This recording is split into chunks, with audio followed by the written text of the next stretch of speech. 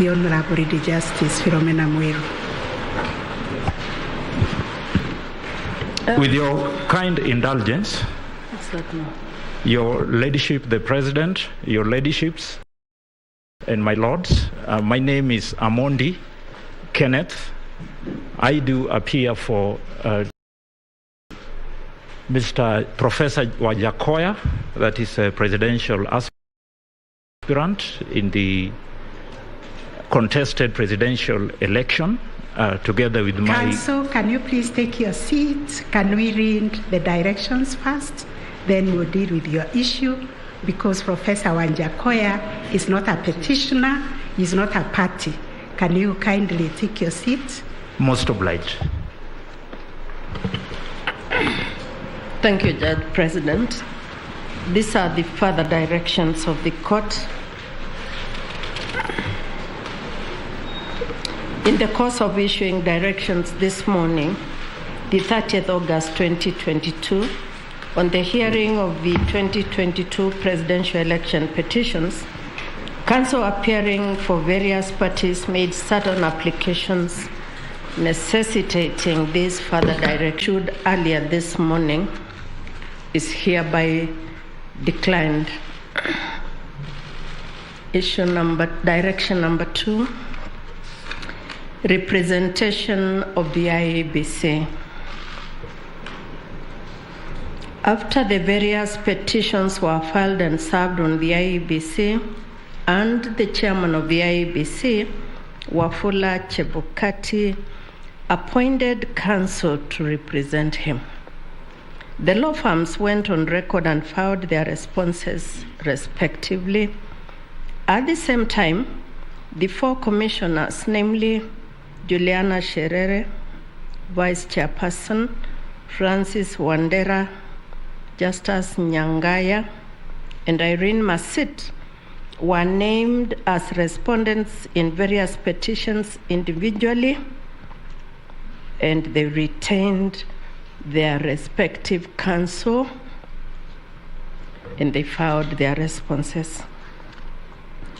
On the 27th of August 2022, the firm of Issa and Company Advocates lodged a notice of appointment of advocates that is dated the 26th August 2022, purporting to act for the IEBC. At the pre-trial conference this morning, the issue of the legal representation arose. The IEBC, through the firm of Iseme Maema and Kamau Advocates, filed an application on the 29th of August 2022, seeking to strike out the notice of appointment and all pleadings by Issa and Company Advocates. The motion was supported by an affidavit filed and deponed to by Marjan Hussein Marjan, the Secretary and Chief Executive Officer of the IEBC. We have now been called upon to give directions and to resolve the question of legal representation of the IEBC. We have considered the pleadings, the record, and the brief statements by counsel. It's our considered view that this court cannot deal with the issue or any dispute as to the legal representation of the IEBC as an institution in these petitions. It is not the business of the court to determine who represents the IEBC in whichever formation. There is an internal issue which must be resolved by the IEBC, its commissioners, and other internal organs. This court will not be drawn into this dispute in these circumstances. As a result, the application to strike out the notice of appointment and pleadings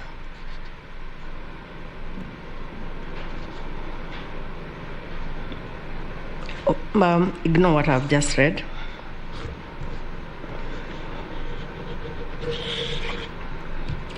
We've considered these arguments And as a result, we allow the application dated the 29th August 2022. That is to say, the notice of appointment filed by ISA and company advocates is struck out. The 4 commissioners are at liberty to deploy and utilize the services of Senior Counsel Paul Muite and Isa Mansour advocate if they deem it necessary in these proceedings. Direction number 3, pleadings filed out of time. As regards pleadings that were filed out of time for whatever reason, whether because the judiciary electronic filing system was down and or slow, or due to late service, we direct as follows. On account of the dictates of Article 48 of the Constitution of Kenya 2010, in respect of access to justice and the national importance nature of the presidential election petition, we direct that all pleadings that were filed out of time, including those that were filed by 2 p.m. today, be and are hereby deemed to have been filed in time. The parties against whom such filings are made shall not respond to them by way of replies, but rather shall be at liberty to respond thereto by way of oral submissions during hearing. At all times, this court reserves the right during judgment, upon consideration of the issues therein raised and the relevant law, to expunge from the record pleadings that offend the procedures of the court or have the effect of mutating the original petitions. Number 4, scrutiny. We direct the Inspector General of Police, in liaison with the Registrar of this court, to provide adequate security during the exercise of scrutiny. Direction number 5, additional counsel. Excuse me. The number of counsel permitted in the courtroom beginning tomorrow remains as directed by this court this morning and shall be firmly enforced. Direction number 6, further affidavit. Learned counsel for the first respondent, the Honorable William Samoei Ruto, has informally applied for leave to respond to 2 affidavits presented by the Attorney General in petition number E007 of 2022. With effect from today, the 30th day of August 2022, 2 p.m., as indicated in paragraph 3 above, the court will not entertain any further lodgement of pleadings. However, counsel is granted leave to respond to the 2 affidavits that were presented by way of oral submissions at the hearing. Direction number 7, amici applications to participate in scrutiny. Mr. Charles Kanjama, Senior Counsel, Counsel for the amicus John Walubengo, Counsel for the amici John Walubengo, Dr. John Sevilla, and Martin Mirero, has made an application to participate in the scrutiny exercise ordered by this court in a ruling delivered today, the 30th of August 2022. He now wishes to make a report on the same and, if need be, amend his amicus brief, which is already on record. quite rightly,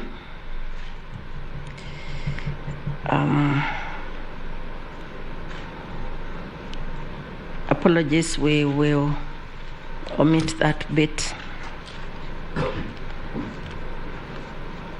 This is the direction. The role of the amici ought to be limited to the written brief. That's common knowledge. Indeed, when we admitted Mr. Kanjama's client in this matter, we specifically stated that the amici will not make oral submissions and shall rely solely on their written brief. In addition, we reiterate the guiding principles in the case of Francis Muruatetu and another versus the Republic and 5 others. Supreme Court petition numbers 15 and 16 of 2015 consolidated, 2016 EKLR, and an amicus curiae shall not participate in interlocutory applications unless called upon by the court to address specific issues. Consequently, we decline this particular request. Those are the further directions of the court, and they are signed by the 7 of us. Thank you, Judge President. Thank you, Vice President of the court. Those are the directions. We have a long journey ahead of us. We have to prepare for tomorrow. But for the sake of the advocate, Mr. Omondi, who rose on his feet to speak about his client, Professor Wanjakoya, just to remind him that we do not have a petition under Article 140 challenging the election of the president-elect. We also do not have an application seeking to join the proceedings. You have heard the directions given that we have closed the proceedings. In any event, we have also made an elaborate ruling where a similar candidate, the Honorable Mwaure, was seeking to join the case as an interested party, and that application was declined because we do not allow interested parties under our rules. Therefore, the lawyer, the advocate, unfortunately, you can't make an oral application at this late stage. Printings have closed, and we have to deal with the parties that we joined this morning in the consolidated appeal. With that, Learned Counsel. Please, with your very, very kind permission, bring one issue to the attention of the court. We are working very hard to comply with your order for scrutiny. We know that in 2017, the court was not happy with the pace at which the commission worked. But 2 little issues remain for clarification so that we may expedite. Can my learned junior please do that? Scrutiny is an ongoing exercise from this afternoon up to Thursday, so that is okay, Counsel. Thank you very much, my lady, the President of the Court, the members of the Court. We had occasion this afternoon after the Court broke to compare notes with the Registrar in terms of how the orders on scrutiny will be complied with. And a few issues arose, which we agreed that I will present before you for your further guidance. In relation to the second order that the court gave, that is the order in relation to access to the servers, we would wish to get a clarification from the court as to whether that order is to be taken to mean a read-only access.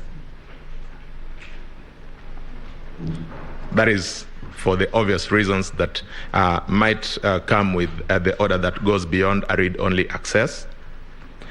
In relation to order number 5, the court did direct that we avail ballot boxes in relation to a number of polling stations. Now, reading through the polling stations that have been identified, some of them are actually polling centers as opposed to polling stations. So we wanted to get a clarification as to whether where you indicate a name that refers to a polling center, then it, as of necessity, also means that we are talking about ballot boxes from the center and not from the polling station. In relation to order number 7, that is touching on the Form 32As, these forms, my lady and my lord, is supposed to be kept in the ballot boxes after close of polling in the respective stations. It then follows that if we are to avail them, then we may need a further order that we can open those boxes and avail the specific Form 32As. We wanted that clarification. Finally,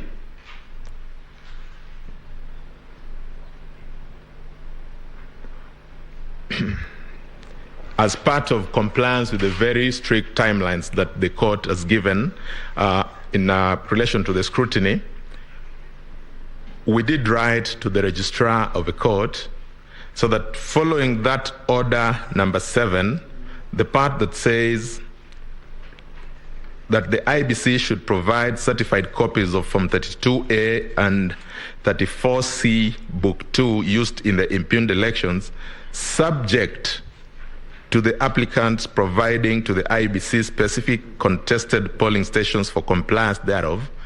We did write to the registrar this afternoon when we left court, and we requested that the applicants then avail those contested polling stations, possibly by close of business today, to enable us comply. But for the comfort of the court, I would want to just echo what my learned senior counsel Githu Muigai did indicate. We have commenced the process of compliance, particularly with the ICT component. I'm most obliged. With your kind permission, my ladies and my lords, the application was my application.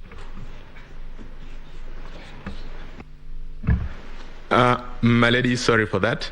I've just been reminded by my learned senior counsel lead, Professor Githu Muigai, that again, in relation to the question of representation, we do not want to reopen it, but when you gave the order in relation to the specific commissioners, you mentioned Professor Gulier, you mentioned Commissioner Molu. Their counsel are not in court today. For clarity, we wanted to just mention that they will have their counsel, subject to your directions, appear in court tomorrow. One for each, as indicated in the order. I'm most obliged. My lady Chief Justice, the Supreme Court judges, my name is Professor Jakoya, a presidential candidate. Professor Jakoya, please, we have an issue on the floor. Would you wait until we address these issues? Then we can come back to you. Please. Thank you. Please. Thank you, Your Honor. Mr. Otieno.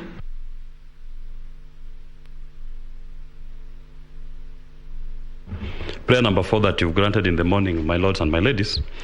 In our application, we had requested for Form 34A's Book 2 of 2, but in your directions, I believe it was misspelled. It was indicated as Form 34C Book 2. So maybe when you give directions, you can clarify that it's Book 34A. So it's Forms 34A Book 2, not 34C. That's all.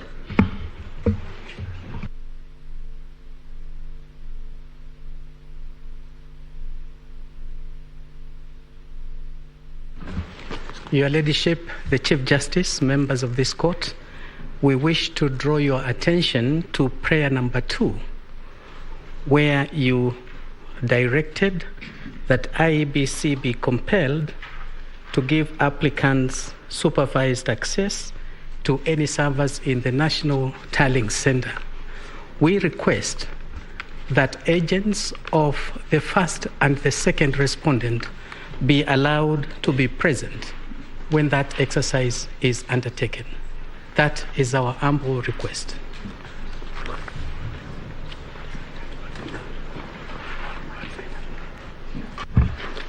Yes, may it please you, Madam Chief Justice, my lords and ladies. Just a clarification. My name is Paul Mwangi for the first and second petitioner in petition number 5. First, in respect of the orders of the court in paragraph 7, in number 7, I think the order was supposed to read from 32A and from 34A, because what was contested were the documents that were to be inside the ballot paper, so 34C would be a mistake. In respect of the contested polling stations, we have received a letter this afternoon from the lawyers from IEBC, and we shall be responding by close of business, giving the list of the polling stations that we have contested. They are all borne in the petition, and we shall be laying them out in a letter. In respect of the clarification as to the opening of ballot boxes, I believe that would definitely be implied in the order of the court, that if the court were to ask that we gain access, that would imply a permission to open the ballot boxes. In respect of the polling stations that are turning out to be polling centers, I think that has been a common mistake as to when it's a polling station, a polling center. Our position should be that if it has been described as a polling center, then the order would relate to all the polling stations in that center. And lastly, in respect of the access, this court has said that we are to have supervised access. And then the question would not be whether it will be described that read only. We are to obtain all the necessary access to do an audit of the information that is needed, so long as it is supervised. That is all. Thank you. I will request the Honorable Mr. Justice Lenaura to respond to those issues on behalf of the court. Thank you very much, Judge President. Let me begin from the last issue, Mr. Mwangi. Indeed, it is polling stations. Following Maina Kiai, anything to be done must begin from the polling station. So where there's a reference to Belgut polling center, it refers to the polling station. So again, that should be the reference that you're talking about. So let's follow that direction. On the question of contested polling stations, I think that's resolved. You will give the list to the registrar and to the applicants and to the IEBC by close of business today. On prayer number 7, that is a typo. The reference is to forms 32As and 34As, not 34Cs. 34Cs is so it's 34A. And so we amend the direction to read that. On the server, Mr. Kilukumi, I think I don't have the orders here, but the last order allowed 2 agents from every interested party to appear at the centers, whether it is at Forodha House or at IBC, and that resolves Mr. Katwa Kigen's question on venue. I think from the orders, you can only have 2 venues, one at IEBC and one at Forodha House, where the Section 12 documents are at. So I think can resolve that also. Mr. Kilukumi, you can send your agents to work with the registrar and the ICT staff of the judiciary. On the question of supervised or read-only access, the ruling was specific. It is not read-only access. It is supervised access. So when you send your IT people to the servers, the IBC will understand it is supervised access, which is quite different from read-only access, which was the 2017 situation. So please allow them supervised access, which has a different meaning in IT language. What was the other issue? 34, yes, Mr. Mwangi, it is correct. Again, the error was on the book 2, should be the book 2 of 34As, and that has a specific order as to what to do with it. Compliance is by today for the polling station that you're supposed to give. But remember also, one, the question of security, and I think that will be addressed by EBC, and that I think as Chief Justice resolves all the issues that were raised by the parties, unless I've left any. I don't think I have. I think I've addressed all, have I? Yes, I have. Thank you very much, Chief Justice. Thank you. There was an issue being raised by Professor Wanjakoya, although I gave directions. I don't know what you wanted to tell the court. Lady Chief Justice, members of the Supreme Court, I would like to take this opportunity by thanking you, because this is my first time to address the Supreme Court in this country, given the fact that I practice in other jurisdictions. Now, the ball of contention is, and I know, Your Honor, you have already addressed the issue, the ball of contention is, I'm a presidential candidate. I was in this room this morning. My counsels were refused to come in because we had already made a ruling apportioning the number of lawyers that were supposed to come in here, which is okay.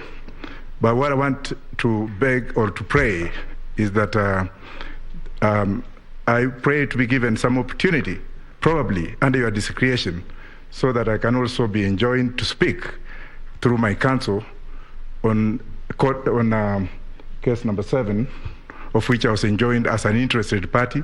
I've already submitted my responses, and in this room and in the absence of Raila Amolo Odinga and Honorable Ruto, I think I'm the most approved person here, despite the fact that we have also other interested parties. You should also take cognizance that I've run for election in this country. I've traversed this country. I am very seriously injured, and I need to be given an opportunity under exceptional circumstances, if any. And finally, I would also like to thank those who are here, especially Gidu Muigai and James Orengo, for having successfully made me to be who I am today, and my alumni, of course, the Chief Justice, that please, let's look beyond the mirror so that we can look at justice to be done. Even though people say or collude or speak of fairness, fairness starts with me in this room. Thank you. Thank you again. Thank you, Professor Wajakoya. We indeed recognize the fact that you are one of the presidential candidates in these last elections. We also are aware that you are an advocate.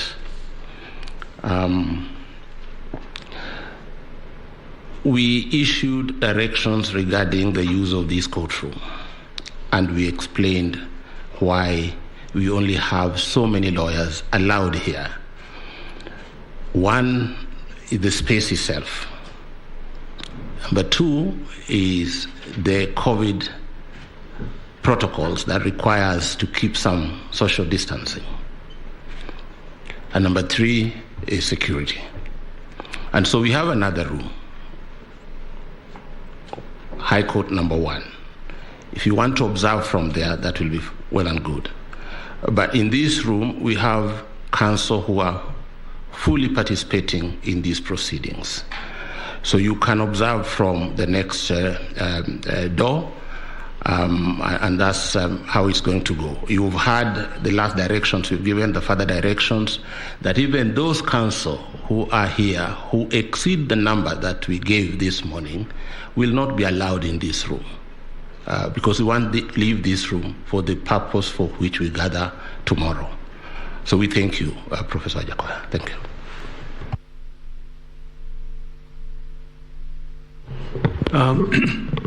Thank you, Honorable President.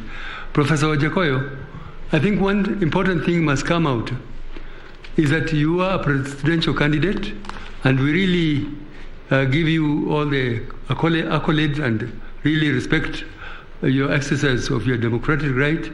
And all Kenyans many Kenyans admire you, and we believe you did a great job.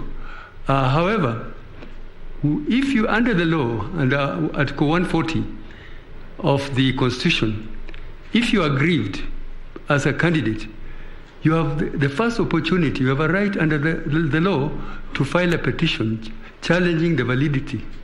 You did not do that, Professor Wajakoya, so you lost that opportunity. So with respect, you have to bear the consequences. Thank you. Thank you very much. It's only that I was trying to make a point that I've been named as an interested party. Otherwise, I would have filed, but thank you. Much obliged. Thank you very much, my brother, Justice Isouko and Justice Ibrahim, for clarifying and seeking the indulgence of Professor Wanjakoya, because we operate under the provisions of the Constitution and the rules of this court, which do not allow interested party. And indeed, if you could read the ruling we delivered this morning on an application made by your colleague, Honorable Mwaure, to be joined as an interested party, was declined. So with those, I will beg that the court will arise. We will assemble here tomorrow at 9. The petitioner will begin the arguments of the petition. We have a very long journey because the time is so strict and very short, remembering that we have to deliver a judgment on Monday. Therefore, we will continue to beg for your indulgence in the way we conduct these proceedings. Have a very, very blessed evening. We are returning to our chambers to work for tomorrow. Thank you, and I believe you are doing the same.